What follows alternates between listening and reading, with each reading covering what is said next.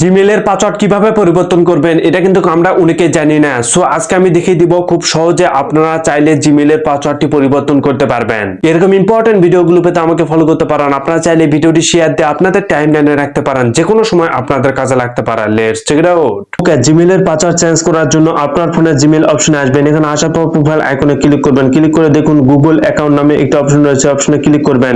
Click করার পর আপনারা স্ক্রল করবেন। স্ক্রল করে দেখুন সিকিউরিটি অপশন রয়েছে, অপশনে আপনারা ক্লিক করবেন। ক্লিক করে স্ক্রল ডাউন করে আপনারা নিচে আসবেন। আসার পর দেখুন পাসওয়ার্ড অপশন রয়েছে, পাসওয়ার্ড অপশনে আপনারা ক্লিক করে দিবেন। দেন এখানে এসে আপনার যে জিমেলের পাসওয়ার্ডটি চেঞ্জ করতে চাচ্ছেন ওই জিমেলের পাসওয়ার্ডটি আপনারা এখানে বসিয়ে দিবেন।